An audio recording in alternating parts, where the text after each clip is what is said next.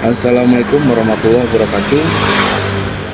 Kembali lagi bersama channelnya Ari Revolusi di channel YouTube yang kali ini saya ingin mengkritisi dan terharu ya di kisah pilu yang sangat memilukan dan memalukan untuk pihak Kabupaten Sukabumi, pemerintah daerah, sampai ada pembiaran bocah berumur 3 tahun meninggal. Nah, bocah ini bernama Raya. Dia tinggal di desa Cianaga, desa yang paling jauh terpencil di Kecamatan Kabandungan. Pecahan dari Kecamatan Kelapa Nunggal itu Kecamatan Kabandungan, itu ada satu desa namanya Desa Cianaga. Kepala desanya Pak Kades Wardi Sutandi. Nah, ini Cianaga ini adalah desa yang terpencil dan jalannya juga kalau hujan itu sangat licin ya. Jadi Raya ini dia tinggal bersama seorang ibu yang punya penyakit mental ya, atau ODGJ, dan bapaknya terserang penyakit paru-paru TBC.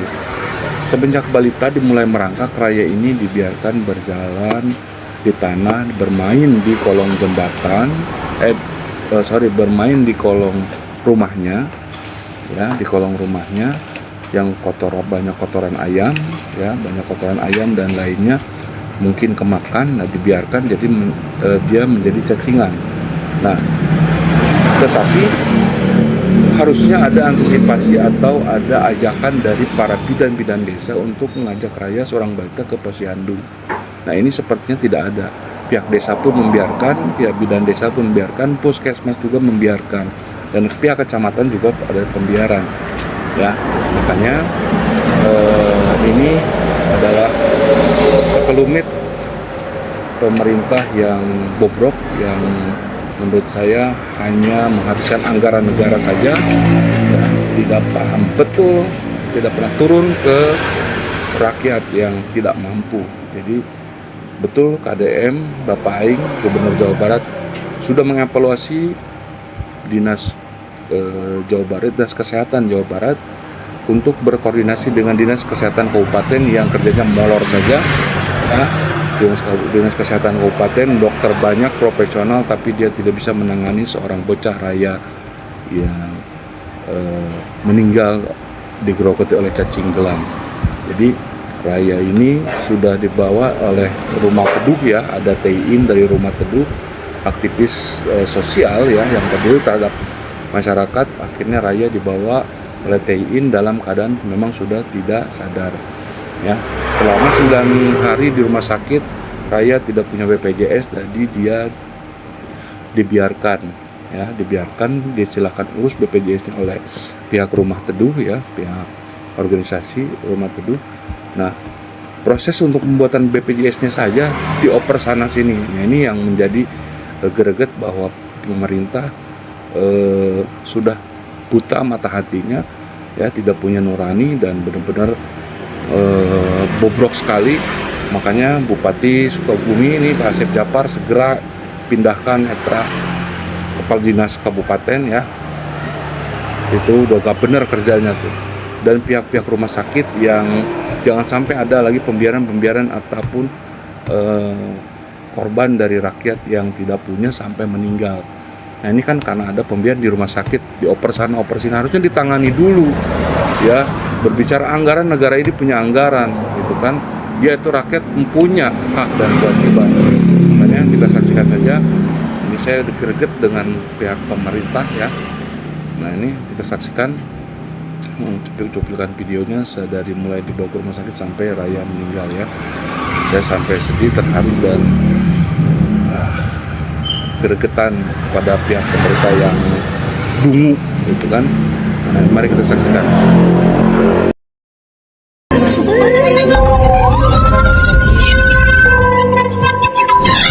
Allah, jalannya luar biasa.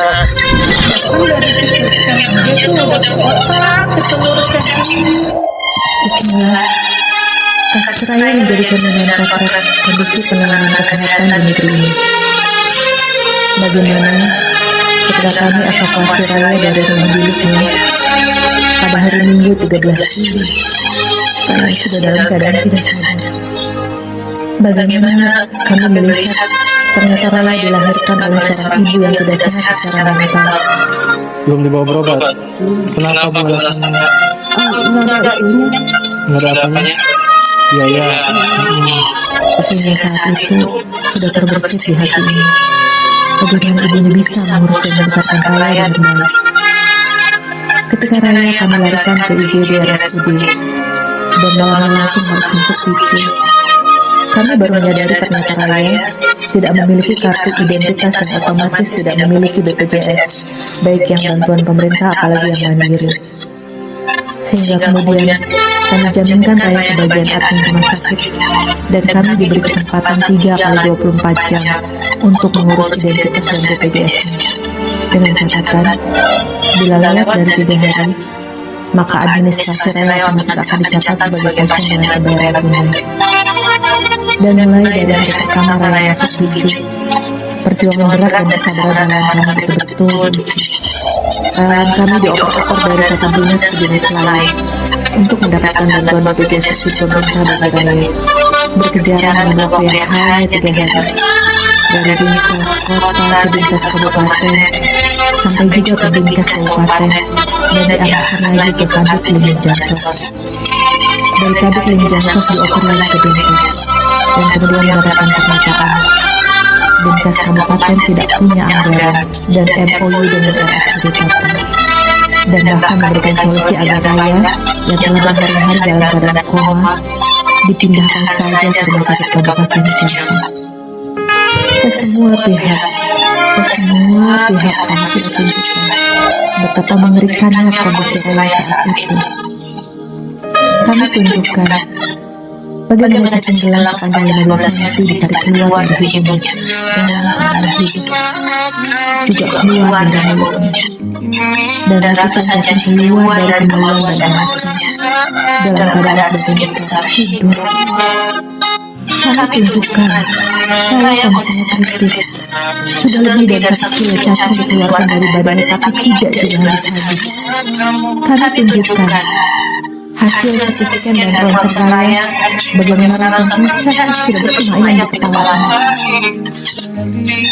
Lalu, bagaimana mungkin kami mengikuti saran dari Dinkes Kabupaten untuk memindahkan Raya ke rumah sakit yang lebih kecil di Jampang ketika kondisi Raya sedang kritis seperti ini, dan bahkan RSUD yang dulu satu kota Sukabumi saja kewalahan melihat kasus Raya. Radio 60 sore adalah batas waktu urusan administrasi Raya sudah masuk batas waktu. Saat pembayaran Raya otomatis terhitung pembayaran tunai dengan menjawab kami, Rumah Sakit Sukabumi. Posisi tagihan di hari ketiga sudah mencapai belasan juta. Untuk per hari ini sudah sampai 11.669.950 rupiah dan akan terus bertambah sampai kondisi Rayanya benar-benar sehat lagi. Bukan kami kelebihan uang. Realitanya setiap bulan ini harus banting tulang mencari donasi untuk membayar kontrakan semua rumah kami yang totalnya ada 21 rumah termasuk 3 rumah di Sukabumi. Bukan kami pasrah saja, bahkan sudah minta bantuan Badan Zakat Besar Sukabumi dan mereka menyatakan tidak bisa memberikan bantuan kecuali melakukan penggalian dana terlebih dahulu. Sehingga bismillah aja dengan rasa pedih, kecewa dan amarah yang belum redam, karena merasa tidak ada satu pihak pun yang bisa diikut bertanggung jawab. Dari Bapak sendiri gimana Pak untuk menyampaikan kepimpinannya? Soalnya kalau hari ini nggak selesai, nggak ada kunjungan, nanti tidak nyambung. Nah, untuk pembiayaan gimana?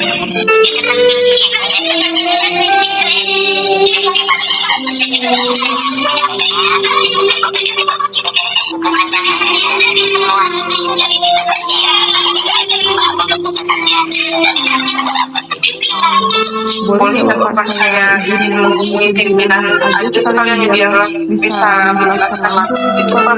Banyak kesian juga itu pasien tidak mampu sama sekali orang tuanya.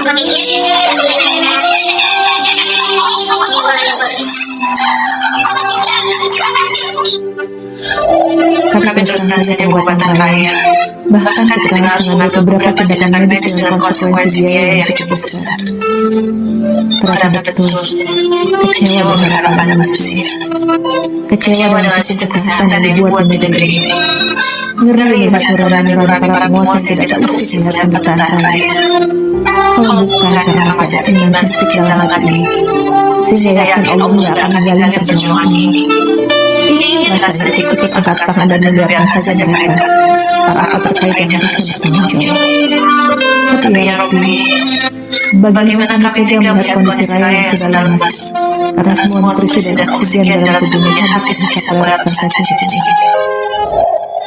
Raya, kami gak pernah menyerah. Walau rasa semakin kesini setiap Raya yang gak juga membuka mata. Kami gak nyerah, sampai Raya yang kemudian menyerah pada panggilannya. Berpulang pada Kamis 22 Juli 2025. Di sore hari bertepatan ketika Iin baru saja menyelesaikan syuting podcast di Singapura Bogor.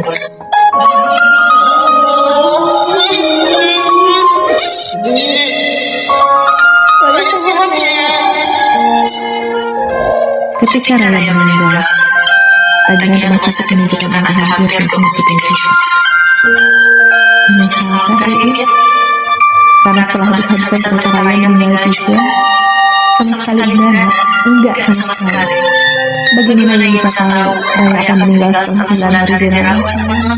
Enggak pernah ada yang tahu kapan ajaran tugas kami hanya berusaha mendampingi maksimal perjuangan Raya sama untuk maafkan orang tuamu ya, yang gak bisa mengurus saya dengan benar setiap hari, yang membiarkan Raya bayi selalu bermain tangan di kolong panggung Raya bersama ayah dan banyak orang lain yang kemudian terbawa masuk ke tubuh Raya selama 4 tahun Raya hidup. Perangan yang bisa saja lanjut sampai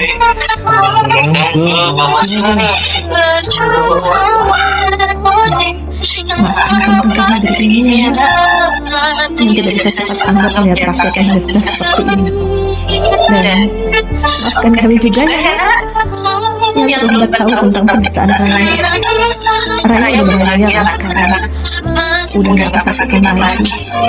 Dan kami walau dengan hati yang bersesak dan akhirnya Raya terus mengalir berat karena tubuh penderitaan yang harus terus kami saksikan setiap hari. Kami, insya Allah, kalau Allah izinkan, kami akan terus berjuang membela mereka yang menderita, yang terabaikan. Karena kami yakin, ini inilah Allah. Wa hawla wa quwwata illa billah.